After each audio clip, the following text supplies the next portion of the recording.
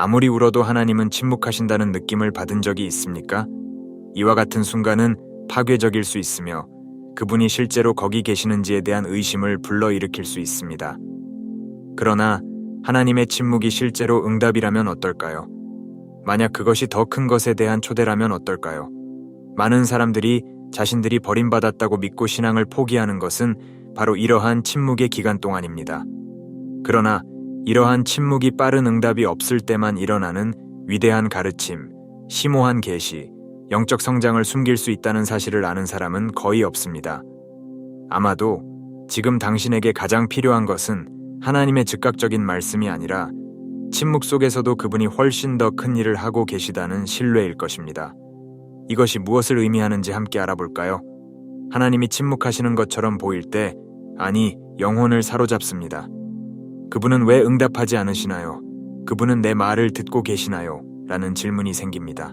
이러한 침묵은 믿음을 흔들 수 있으며 계속해서 믿는 목적에 대한 불안감과 심지어 의심까지 불러일으킬 수 있습니다. 그러나 이와 같은 순간은 영적인 삶에서 흔히 볼 수 있는 일입니다. 그것은 마치 하나님께서 우리가 실제로 우리 속에 있는 것을 들을 수 있도록 잠시 동안 그분의 음성을 외면하신 것과 같습니다. 우리의 믿음과 신념이 가장 깊은 시험을 받는 시기는 바로 이 시기입니다. 하나님의 침묵은 종종 오해를 받습니다. 그러나 그것은 더 큰 목적을 가질 수 있습니다. 선생님이 시험 중에 침묵을 지키며 학생이 이미 배운 것을 적용할 때까지 기다리듯이 하나님도 우리가 믿음과 신뢰를 실천할 수 있도록 침묵의 순간을 허락하십니다. 그는 결석하지 않았습니다. 그분은 단지 우리를 지켜보시고 다음에 일어날 일을 위해 우리를 준비시키십니다. 이 기간은 더 큰 도전을 위해 우리를 형성하고 강화하는 영적 시험의 역할을 합니다. 이 신비 뒤에는 숨겨진 지혜가 있습니다. 하나님의 침묵은 버림을 의미하는 것이 아니라 우리가 아직 이해할 준비가 되어 있지 않은 것을 우리에게 가르치시는 방법이 될 수 있습니다. 퍼즐을 맞추려고 할 때 걱정스러운 표정으로 부모를 바라보며 부모가 퍼즐을 맞춰주기를 기다리는 아이를 상상해 보십시오. 그러나 그들은 배움이 노력에서 나온다는 것을 알기 때문에 조용히 관찰하고 개입할 적절한 순간을 기다립니다. 하느님도 마찬가지입니다. 그분은 현존하셔서 우리가 침묵의 도전을 통해 성장할 수 있도록 허락하십니다. 모든 것이 조용해 보이는 순간에는 성찰할 수 있는 특별한 기회가 있습니다.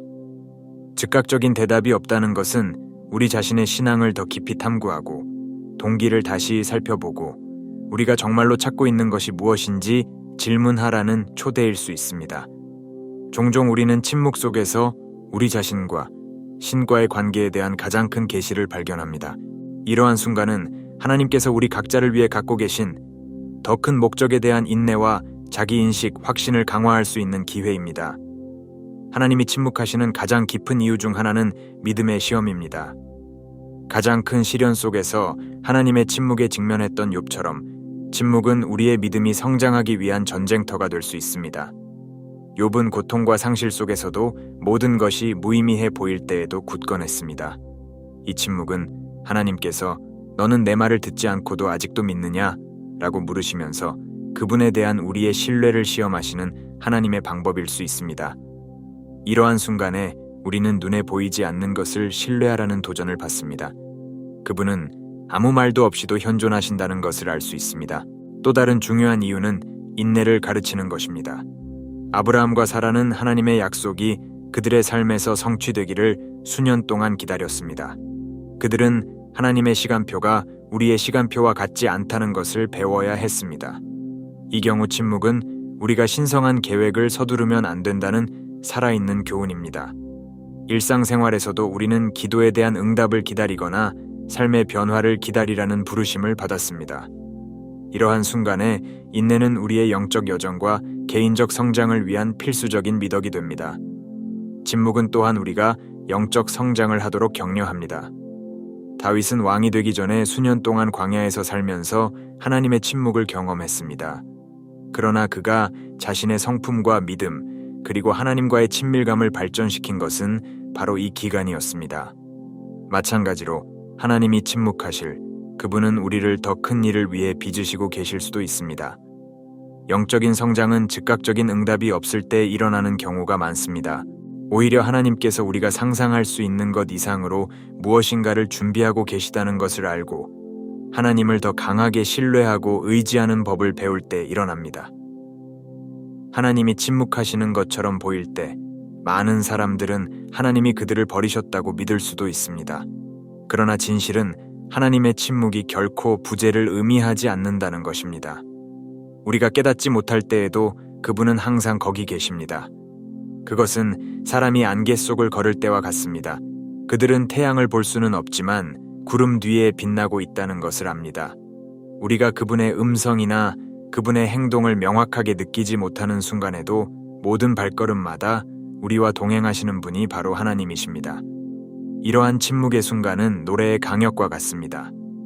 비록 정지의 순간이기는 하지만 조화의 일부입니다. 그것들은 그 체의 가치와 기능을 갖고 있으며 다음에 나오는 멜로디를 더 잘 감상하는 데 종종 필요합니다. 하나님의 침묵 속에서 그분은 우리가 아직 이해할 수 없지만 인내와 믿음을 통해 결국 드러나게 될 더 큰 무언가를 위한 무대를 마련하고 계십니다. 우리의 임무는 우리의 감각이 인식하지 못할 때에도 그분이 현존하신다는 것을 신뢰하는 것입니다. 이러한 침묵에 직면한 사람들에게는 하나님이 보이지 않게 일하신다는 것을 기억하는 것이 중요합니다. 우리가 그분이 행동하지 않는다고 생각할 때 그분은 우리가 아직 볼 수 없는 움직이는 부분일 때가 많습니다. 이에 대한 실제적인 예는 유망해 보이는 문이 닫히고 나중에 훨씬 더 나은 또 다른 문이 열리게 되는 경우일 수 있습니다. 이런 의미에서 하느님의 침묵은 우리 삶을 향한 그분의 더 큰 목적을 이해하는 퍼즐의 핵심 조각과 같습니다. 이를 신뢰하면 불확실한 순간에도 평화가 찾아옵니다. 믿음은 하나님이 뭘 보일 때 우리를 지탱해 주는 것입니다. 침묵 속에서도 신뢰를 유지하는 것은 우리 삶에 대한 그분의 사랑과 계획을 우리가 얼마나 믿는지 보여주는 증거입니다. 우리가 그분의 음성을 듣지 못할 때는 그분이 우리를 떠나지 않으셨다는 사실을 상기시키며 우리의 믿음이 가장 강해야 할 때입니다. 비록 육체적으로 우리 곁에 있지 않을 때에도 우리 삶에 변함없이 함께하고 있는 충실한 친구를 생각해 보십시오. 하나님도 같은 방식으로 행동하십니다. 우리가 느낄 수 없을 때에도 항상 현존하십니다. 신뢰는 그분이 무대 뒤에서 일하고 계시다는 것을 믿는 것입니다. 씨앗을 심고 자연적인 성장 과정을 신뢰하는 농부처럼 우리도 영적인 삶에서 행동해야 합니다. 조용한 시간 동안 하나님께서는 우리를 지켜보시고 때가 되면 우리가 번영할 수 있도록 우리의 믿음에 물을 주시며 우리의 영적 뿌리를 튼튼하게 하십니다. 이러한 신뢰를 가지면 우리는 즉각적인 결과가 보이지 않을 때에도 그분이 우리의 유익을 위해 일하고 계심을 알기 때문에 더 큰 마음의 평화를 누리며 살 수 있습니다. 하나님의 침묵을 신뢰하는 것은 발전할 수 있는 일입니다. 이를 수행하는 한 가지 방법은 직접적인 보상을 느끼지 못할 때에도 일상적으로 기도하고 영적인 독서를 하는 것입니다. 이러한 순간에 믿음은 더 강해지기 위해 단련해야 하는 근육과 같습니다. 명확한 답이 없더라도 계속해서 하느님을 찾음으로써 우리는 즉각적인 표징이 아니라 그분이 우리 곁에 계시며 항상 우리를 인도하신다는 확신을 바탕으로 더 깊고 성숙한 신앙을 향해 한 걸음 더 나아갑니다. 우리가 하나님의 침묵에 직면할 때 우리가 취할 수 있는 가장 좋은 태도 중 하나는 기도를 통해 우리 자신을 그분께 온전히 드리는 것입니다. 이 기도는 복잡한 말로 가득할 필요가 없고 오히려 우리의 의심과 불안과 두려움을 내려놓는 진지한 대화로 이루어져야 합니다.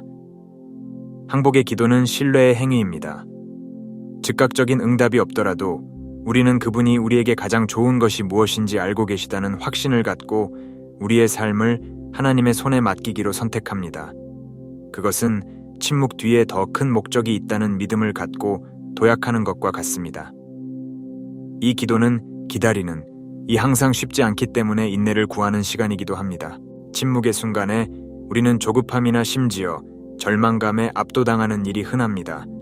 그러나 하나님을 신뢰함으로써 우리는 그분께서 우리 안에서 역사하시며 우리의 성품을 형성하시도록 허락하는 것입니다. 하나님께 인내를 구하는 것은 그분의 때가 완벽하다는 것과 우리가 기다리는 동안 영적으로 성장하고 그분께 더 의지하는 법을 배울 수 있다는 것을 인식하는 것입니다. 그러므로 불확실한 순간에도 우리의 믿음은 강화됩니다. 더욱이 신뢰의 기도는 하느님의 침묵이 이야기의 끝이 아니라는 것을 우리가 깨닫도록 도와줍니다. 고통이나 좌절 속에서 우리 자신을 닫는 대신 믿음으로 기도하는 것은 더 큰 일이 올 가능성을 열어줍니다. 우리가 기도할 때 비록 지금은 이해하지 못하더라도 하나님께서 우리를 위해 마련하신 것을 받아들인다고 하나님께 말씀드리는 입니다. 이러한 항복 행위는 우리에게 평화를 주며 적절한 시기에 그분께서 우리 삶을 위해 갖고 계신 더 큰 목적에 대한 계시를 받을 수 있도록 준비시켜 줍니다. 이제 당신은 하나님의 침묵의 가치를 이해했으니 이 지식으로 무엇을 하시겠습니까? 그분이 멀게 보일지라도 당신은 믿을 준비가 되어 있습니까? 침묵은 당혹스러울 수 있지만 더 큰 목적에 대한 믿음, 인내, 신뢰를 키울 수 있는 강력한 기회입니다. 아마도 지금이야말로 그분께서 위대한 일을 준비하고 계시다는 것을 알고 행동하고 더 열렬히 기도하고 여러분의 삶을 그분의 손에 맡겨야 할 바로 그 순간이라고 생각해 본 적이 있습니까? 이 배움을 오늘날 당신의 삶에 어떻게 적용할 수 있습니까? 이 메시지가 당신의 마음에 감동되었다면 아래 댓글에 아멘을 입력하고 저희 채널을 구독하세요. 그러면 믿음이 장하고 영적 어려움에 실제적으로 대처하는 방법에 대해 계속해서 더 배우게 될 것입니다. 하나님의 침묵 속에서도 당신의 여정을 강화하고 답을 찾을 수 있는 기회를 놓치지 마십시오.